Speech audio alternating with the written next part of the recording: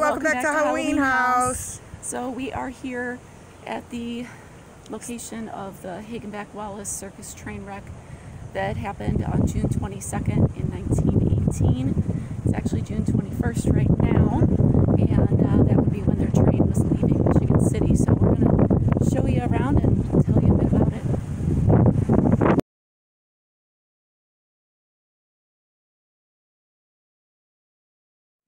June 21st, 1918, the Hagenbeck Wallace Circus finished up 2 shows in Michigan City, Indiana, and was scheduled to perform the following day in Hammond, Indiana, before taking Sunday off.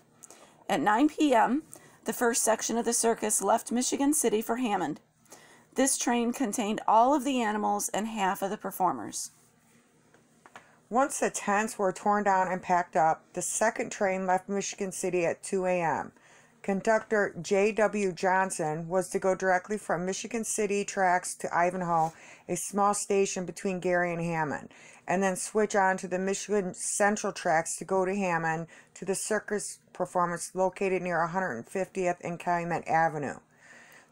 For the first hour, the train chugged through the rural Indiana. Just after passing Colfax Street, the train's firemen said one of the cars had a hot box. They had to stop.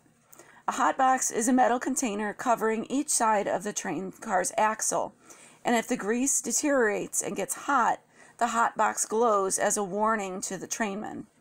The axle had to be greased, so they would remove the hot box, replace the grease, replace the hot box, and be on their way, which usually took about 15 minutes. Johnson slowed the train to a stop, and by the time it stopped, the main section of the train was on the Michigan Central tracks, with the last 5 cars still on the main line. Signals on the tracks behind would show red to warn other trains of their presence. As the men were working on the hot box, they heard an engine thundering towards them. The conductor of an approaching train, Alonzo Sargent, was asleep. His engine, 8445, an empty troop train headed for Chicago, was going 35 miles per hour. At 3:57 a.m., it hit the rear cars of the Hagenbeck Wallace train. The force of the collision sent the engine through the caboose and 5 sleeping cars before stopping 400 feet away, crossways on the tracks. To make matters worse, the circus train cars were of Civil War vintage design and made completely of wood, and they were lit with gasoline-fueled lamps. Many died instantly, others were buried in the rubble or strewn about the wreckage. A spark lit the gasoline and the wood went up in a fiery inferno. Residents and fellow performers tried, along with the emergency crews that showed up, but to no avail. 86 people died that night. Many were unidentifiable. On June 26th, 56 were buried together in Woodlawn Cemetery at Showmen Rest.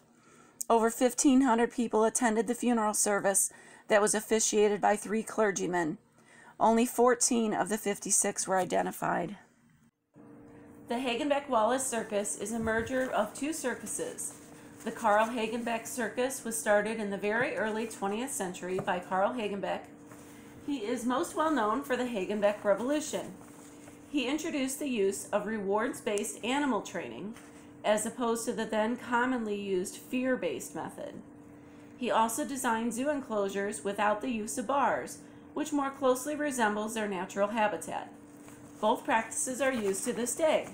In 1907, Benjamin Wallace bought the circus from Carl Hagenbeck and merged his circus with Carl's, creating the Hagenbeck Wallace Circus. The circus traveled across the U.S., and in its heyday, it was the second largest circus behind Ringling Brothers. And they considered their circus to be high class, with top-notch talent, stunning horses, a big top, menagerie tent, sideshow, 2 horse tents, and a cookhouse. There were 60 aerialists, 60 riders, and 50 clowns. The show required 26 rail cars to move from town to town. The Hagenbeck Wallace Circus was based in Peru, Indiana. Wallace owned hundreds of acres along the Wabash River, land once occupied by the Miami Indians. This has led to a legend that there may have been a curse on the circus.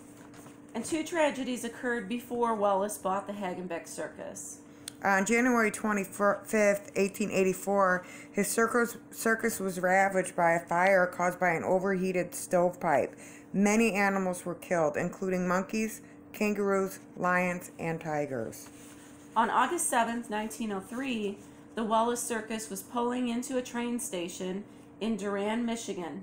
The second section of their train rammed the first section and killed 26 people. After Wallace bought the Hagenbeck Circus, 2 more tragedies would occur.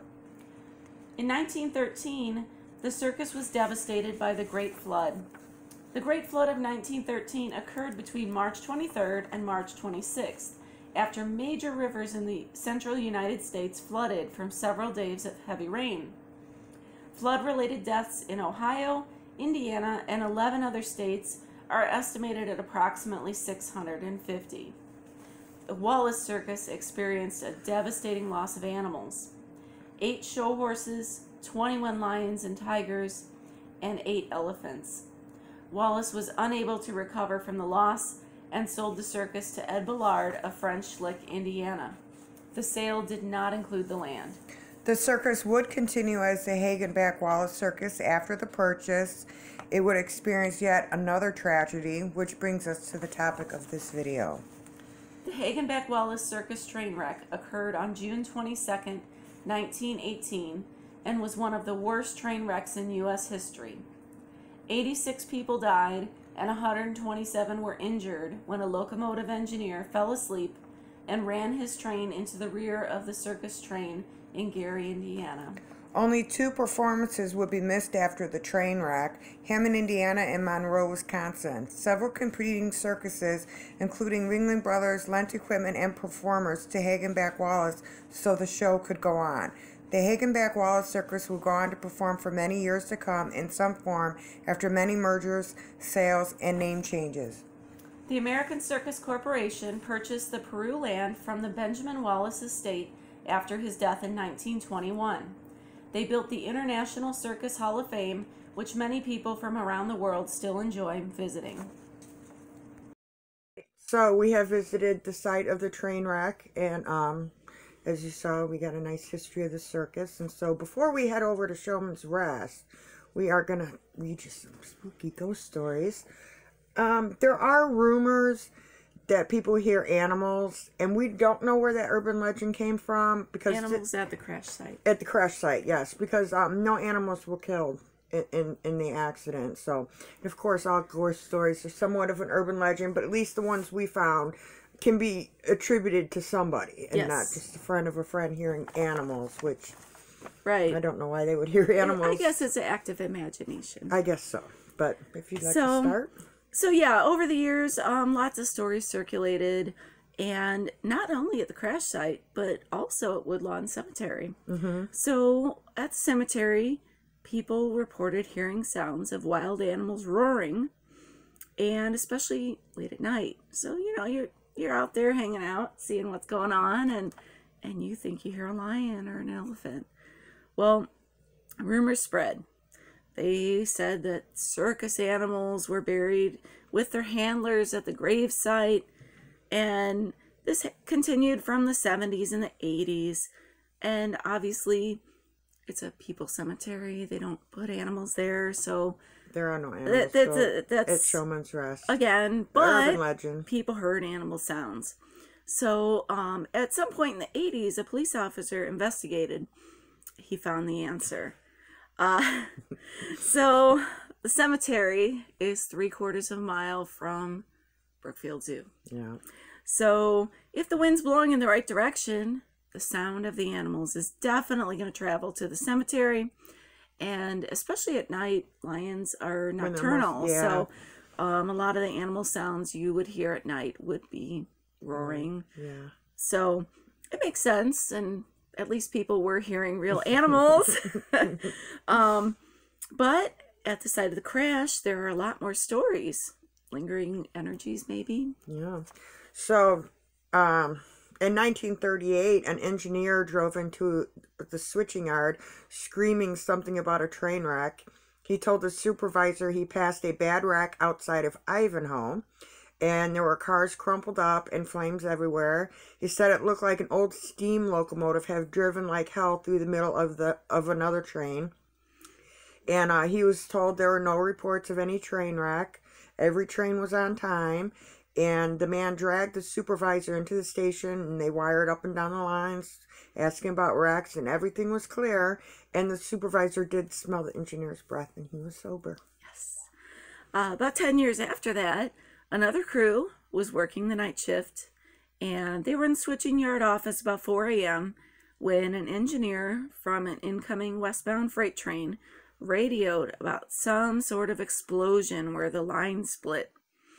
They asked for details, and the engineer said he saw a flash of bright light in the distance and heard a muffled explosion. He hit the brakes, slowed down. There was nothing. Nothing.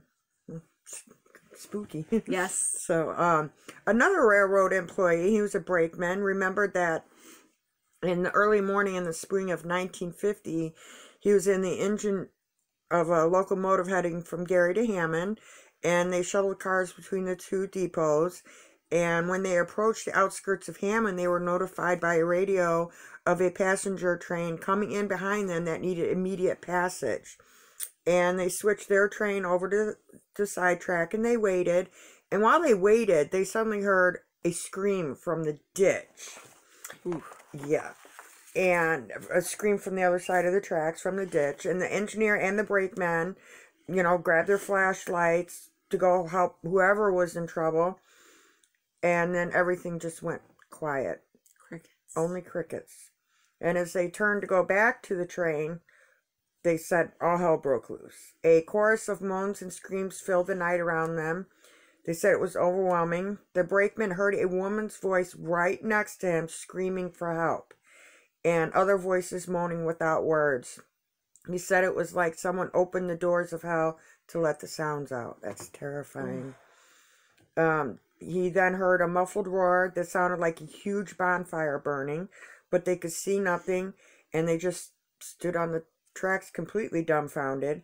And just as mysteriously as the sounds began, they faded away into the mist. And they just stood there for a moment and then ran back to the train, and they didn't tell anybody until years later. No, and again, I mean, back then, things like that would scare the crap out of you. Yeah. And you would think, if I told somebody, they're going to think I'm drunk, I'm a lunatic, losing my mind. Yeah. They just stay quiet. I would probably keep that to myself, too. I might tell you, but I don't know. Well, we would probably be together, but whatever. Right. But even, like, dad telling their kids stories, this one he kept for a long time, and then did tell them finally much later. There's other stories about neighbors being woken up on the anniversary date in the early hours of the morning, hearing frantic pounding on their doors. And when they go and open the door, no one's there.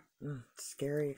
And there was at least one police report filed. It was in the 1960s when a local man walking on the tracks saw a person waving wildly to him, and they seemed or appeared to be on fire. So he did make a police report about that. Right, yeah. So those are definitely very real things that happen to people. Yeah, those are real accounts. So it's and spooky. a lot of them didn't know that this section of trains had that tragedy. Right. It's not like their mind was playing tricks on them because they knew and they were just psyching themselves out, which happens a lot of times at places like that. Because they didn't find out about the train wreck until after they told somebody about their ghost story. So, or even if they heard about it, they didn't know exactly where. Yeah, true. So well, okay, we're gonna head to Showmen's Rest. Yes, come with us. Okay. So here we are at Showmen's Rest, and this was actually put into place by the Showmen's League of America, which was founded in 1913 by a group of outdoor showmen who met at the Saratoga Hotel in Chicago. Buffalo Bill Cody, the Wild West performer, was their first president.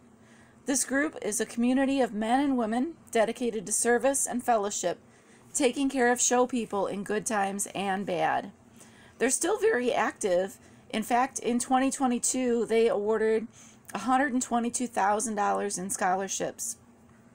The idea of having a place to rest for show people had been discussed at various times in the early days of the league. In 1916, Lou Nichols made the idea into a reality. He got quotes and held a special meeting, and on March 9th, 1917, a motion was made, and for $1,500, Woodland Cemetery would house Showmen's Rest. Lou Nichols owned a monument company and provided 2 stone settees, 2 corner benches, and 2 corner posts at no cost to the organization. The Showmen's League still gathers at Woodlawn Cemetery on Memorial Day to remember their loved ones and brothers and sisters there. A wonderful symbol of devotion to the industry. That's really awesome. It is. And the fact that they thought of this so early on and acted on it is just really telling of how caring the people were. And thankfully that they had the land to bury those people from the train wreck. So it's an absolutely beautiful place. Again, that's Woodlawn Cemetery in Forest Park, Illinois. Yeah, go there and just pay your respects. Absolutely. And see the beauty of the place. Yeah, it's a beautiful cemetery. Thank you so much for watching. Stay spooky. Stay spooky.